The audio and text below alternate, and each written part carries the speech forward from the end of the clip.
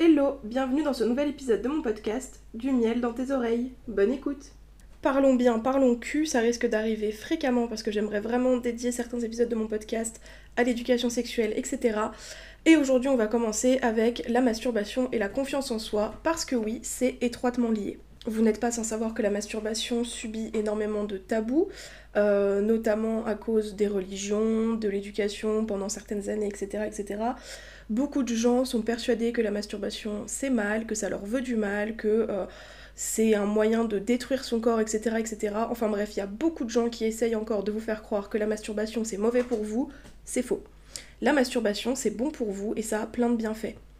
Par exemple, la masturbation lutte contre le stress parce que au moment de la masturbation, votre corps va libérer des endorphines et l'endorphine va provoquer un bien-être qui va réduire le stress et l'angoisse. Donc évidemment, si tu as énormément de stress et d'angoisse, j'espère que tu es suivi par un psy compétent qui t'aide. Mais en cas de grosse crise de stress, d'angoisse, etc., ou dans des périodes où on est extrêmement stressé, la masturbation peut aider à faire descendre un petit peu ce stress. Et on rappelle que le stress, c'est très mauvais pour le corps. Donc la masturbation va agir pour soulager ton corps de ce stress qui lui fait du mal. Et c'est pour ça aussi que lors de grosses périodes de stress et d'angoisse, on a tendance à avoir plus envie de se masturber qu'à l'accoutumée. Qu'à l'accoutumée ou qu'à la normale, je suis pas sûre de l'utilisation du mot à l'accoutumée là, mais c'est pas grave. Avec les endorphines, la masturbation favorise aussi le sommeil, et ça vous n'êtes pas sans le savoir.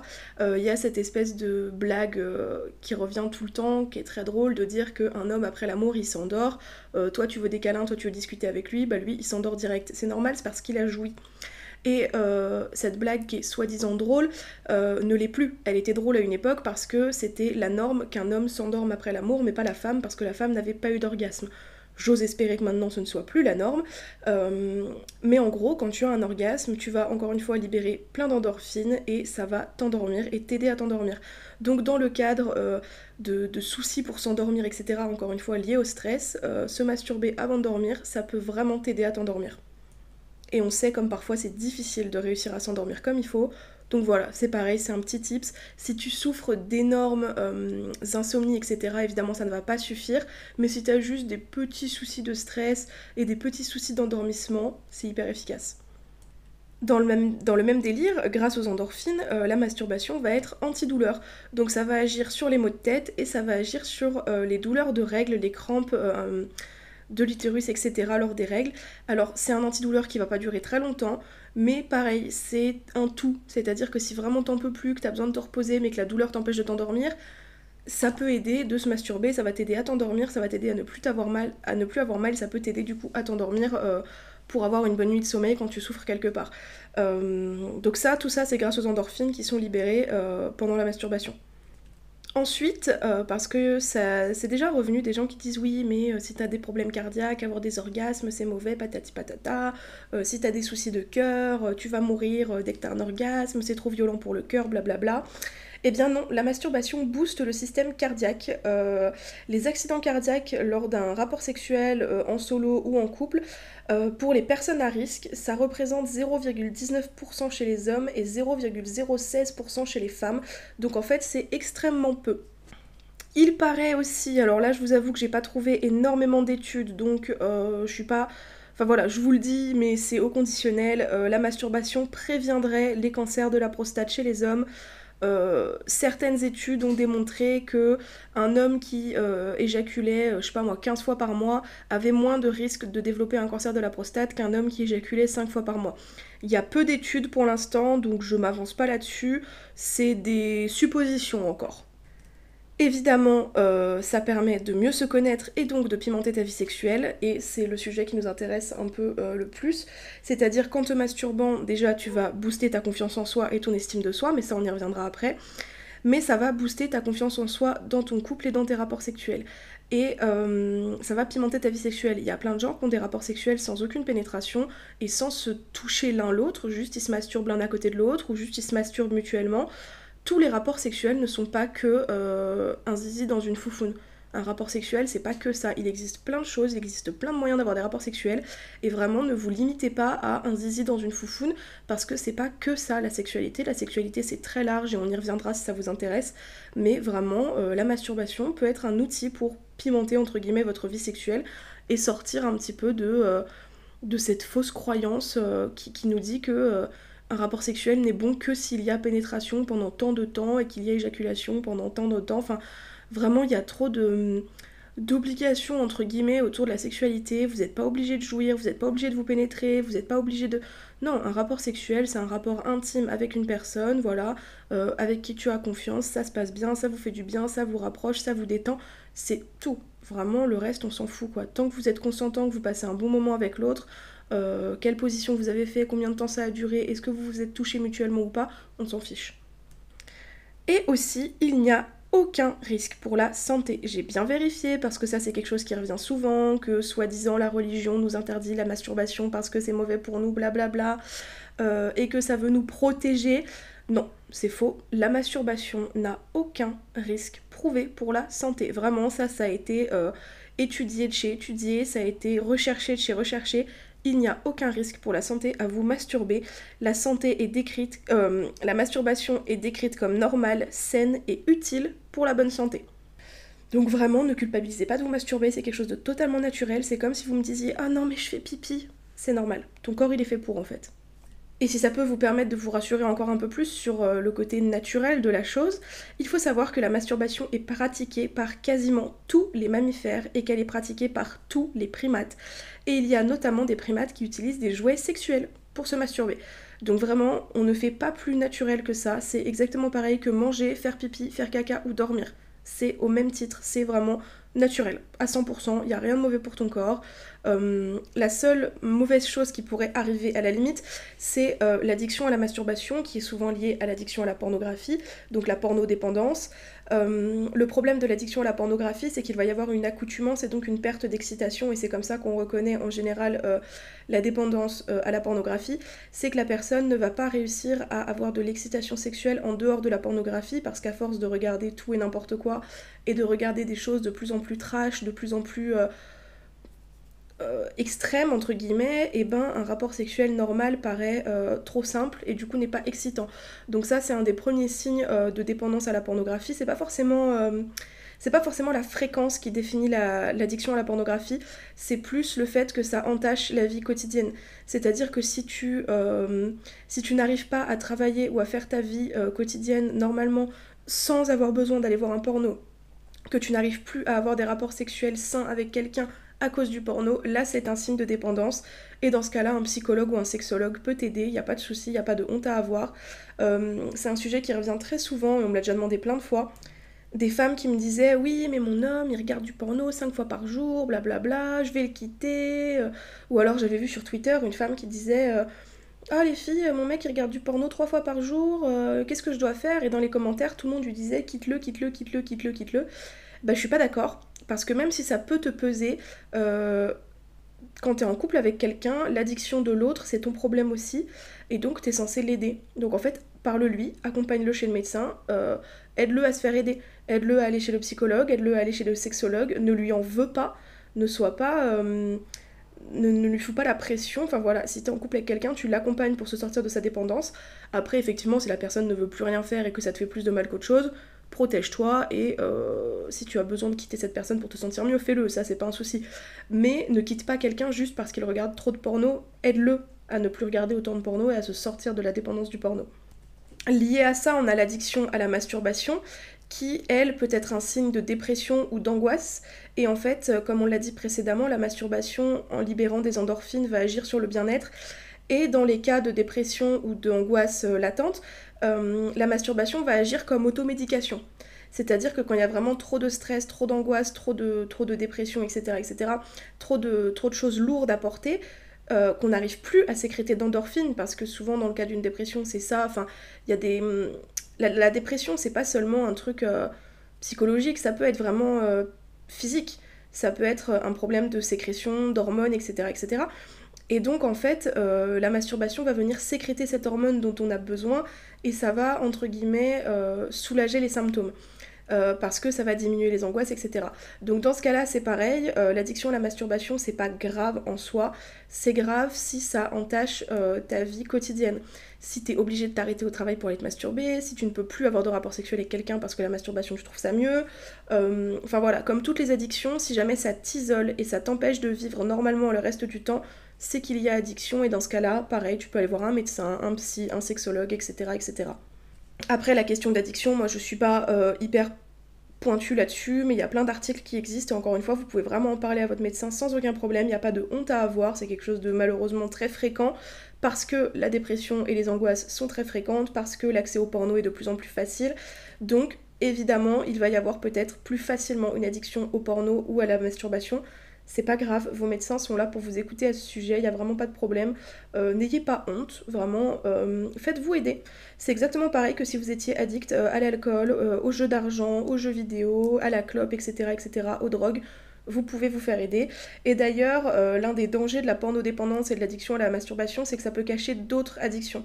Parce qu'en général, quand tu as une addiction, tu en as plusieurs. Et ça arrive fréquemment. Et par exemple, quelqu'un qui est addict à la masturbation va se rendre compte qu'il est addict à la masturbation et au porno, mais à côté de ça, il va pas se rendre compte qu'il est addict aux jeux d'argent ou à l'alcool, parce que c'est plus socialement accepté de boire de l'alcool que de se masturber 3 fois par jour. Donc voilà, faites-vous aider par un médecin si vous en avez besoin. Vraiment, il n'y a pas de honte à avoir, il n'y a pas de stress.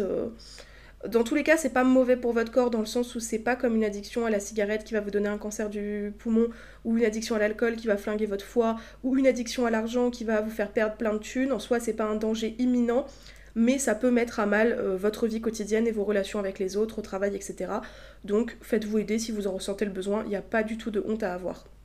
Ensuite, on aborde le sujet qui m'a valu tant de débats hier en live, et c'est suite à ce débat hier en live que je me suis dit que ce serait intéressant d'en faire un épisode de podcast, parce que j'ai eu l'audace de parler de masturbation infantile. Et là, on m'a traité de pédocriminel, de pédophile, etc., etc.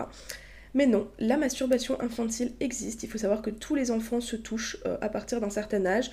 Ils découvrent leur corps, c'est normal, c'est l'évolution psychosexuelle des enfants. Ils vont se découvrir, tout comme après en grandissant, ils vont découvrir qu'ils peuvent faire des bisous à d'autres enfants, etc. etc.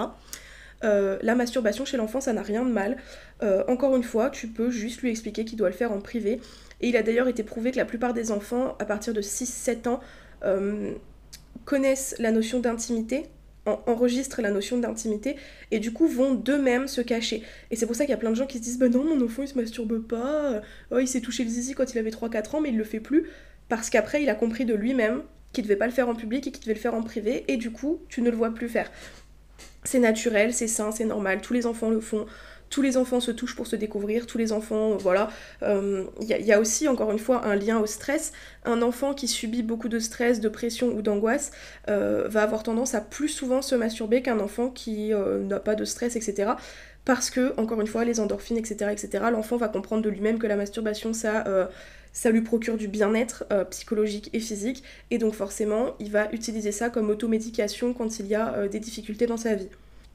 Tous les enfants se masturbent à un moment ou un autre, enfin tous non, parce qu'on m'avait dit encore hier, non c'est pas vrai, pas tous les enfants, ok peut-être pas tous les enfants, parce que encore une fois, pas tous les adultes, il y a des adultes qui sont asexuels, qui ne pratiquent pas la masturbation, qui ne pratiquent pas le sexe, etc. etc. Ce sont des généralités, la plupart, la grosse plupart des enfants se masturbent, il y a même des petits garçons qui dans le ventre de leur mère se masturbent et jouent avec leur sexe, et c'est normal.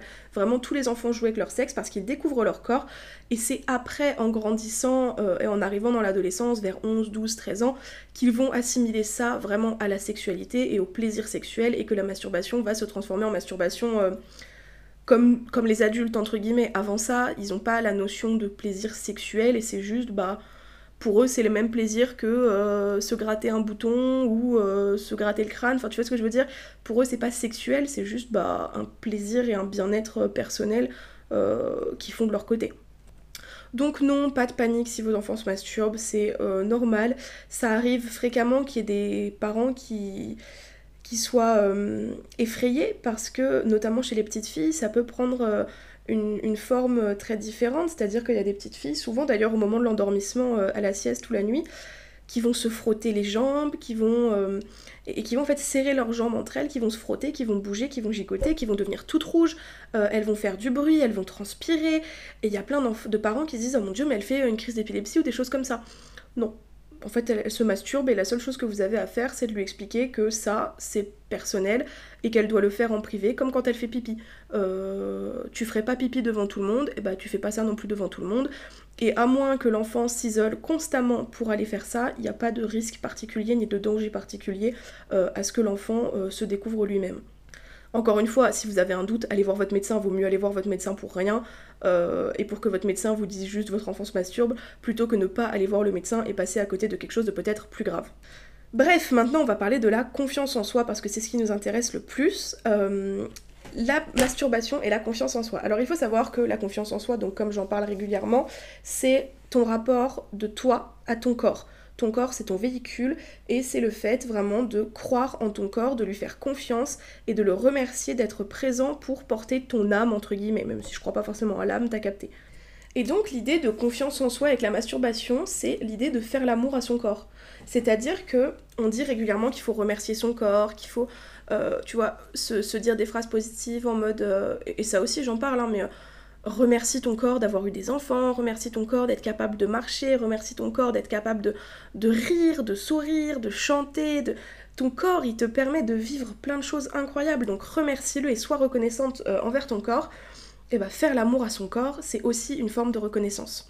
Et ça permet, donc déjà c'est une forme de reconnaissance envers son corps, et c'est un moyen de dédramatiser l'acte sexuel, parce que pour beaucoup de personnes, le passage à l'acte est extrêmement compliqué quand on n'a pas confiance en soi.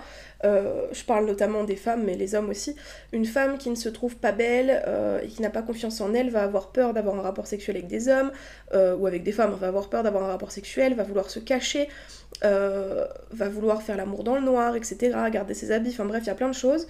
Et parce qu'elle n'a pas du tout confiance en elle et que pour elle la sexualité c'est quelque chose d'un peu difficile à aborder, masturbez-vous parce que en rendant l'acte sexuel simple avec vous-même, vous allez réussir à le rendre simple avec les autres. C'est-à-dire que c'est un peu comme tout, c'est une question d'habitude, c'est comme je disais pour les habits, habitue-toi d'abord avec toi-même, rends-toi compte que ça ne va pas te faire de mal, que le monde ne va pas s'arrêter de tourner quand tu te masturbes, etc. Et après, tu pourras utiliser ça ailleurs, avec d'autres personnes, etc. Il faut savoir aussi qu'une personne qui se masturbe a une vie sexuelle bien plus épanouie qu'une personne qui ne se masturbe pas. Parce que seul toi peux savoir ce que tu aimes. Et si jamais tu aimes qu'on te touche à tel endroit, avec telle intensité, pendant tant de temps, il n'y a que toi qui peux le savoir, et si tu ne l'as pas expérimenté avant, tu peux pas dire à la personne « fais ça, j'aime ça ». Tu vois ce que je veux dire? Donc vraiment, c'est un tout, mais déjà encore une fois, avec le fait de libérer des endorphines pendant que vous vous masturbez, votre corps et votre esprit vont faire un lien entre le plaisir sexuel et le plaisir psychologique et le bien-être global de votre corps. Donc ça va permettre de rendre la sexualité avec quelqu'un d'autre moins effrayante peut-être. Enfin voilà, il y a tout plein de trucs qui se passent lors de la masturbation, mais ça aide vraiment à se sentir bien avec son corps. Et la phrase que je voudrais que vous reteniez vraiment à ce propos-là, c'est que la masturbation ne peut pas vous faire de mal. Même dans le cadre d'une addiction, ça ne vous fera pas de mal. Voilà, ça peut... à moins que ça entache vos relations avec les autres, ça ne vous fera pas de mal physiquement, il n'y aura aucun mal physiquement. Et vraiment, voyez ça comme un moyen de remercier votre corps et de faire l'amour à votre corps en fait. Quoi de plus beau que d'aimer son corps au point de lui faire l'amour? Donc voilà, je pense que je vais rester là-dessus, que j'ai dit tout ce que j'avais à dire. Je me répète encore une fois, mais si vous avez des questions, n'hésitez pas à me les poser en commentaire. J'ai pas détaillé sur comment se masturber parce que je pense que j'ai pas besoin de le faire, mais il est assez évident par contre qu'il faut pas vous masturber avec n'importe quoi et n'importe comment. Surtout les jeunes, s'il y en a qui m'écoutent, non, les brosses à cheveux, les déos, les machins, les trucs, c'est pas bien. Voilà, si vraiment ça vous intéresse, envoyez-moi un message, en fait. Globalement, s'il y a des jeunes qui m'écoutent et des moins jeunes, hein, je le dis régulièrement, prenez-moi comme votre grande sœur. Moi, vous pouvez venir me parler de sexe, etc. Si on peut pas en parler dans votre famille, si vous savez pas à qui en parler, venez m'en parler à moi, venez me demander des conseils, il n'y a pas de souci, je vous répondrai. Voilà. Et si vraiment ça vous intéresse, bah, je ferai d'autres épisodes comme celui-ci. J'espère que ça vous aura aidé un petit peu. Là, on était surtout sur des faits un peu scientifiques, etc., sur ce qu'apporte la masturbation, les dangers de la masturbation, etc., etc. Mais rappelez-vous que la seule chose qui veut vous empêcher de vous masturber, c'est la religion. Et la religion repose sur des écrits faits par l'homme. Donc vraiment, vous n'êtes pas obligé de vous conformer à ça. Quand bien même vous croyez en Dieu, vous avez la foi, etc., etc., vous pouvez très bien croire en Dieu, mais ne pas vous plier à toutes les règles qui sont écrites dans un livre qui a été écrit par un homme. Voilà, mais je reviendrai sur la religion parce que je pense que ça peut être un épisode intéressant. Si t'as des questions, n'hésite pas. Et puis je pense que je vais vous abandonner là-dessus parce que là je blablate pour rien. Mais retenez que faire l'amour à son corps c'est vachement cool, que la masturbation c'est naturel, que tout le monde la pratique, même les animaux, et qu'il n'y a aucun tabou à avoir. Merci à toi d'avoir écouté ce nouvel épisode de mon podcast Du miel dans tes oreilles. N'hésite pas à me donner ton avis et à suivre et noter le podcast. Je te fais des bisous et à bientôt pour un nouvel épisode de podcast Du miel dans tes oreilles.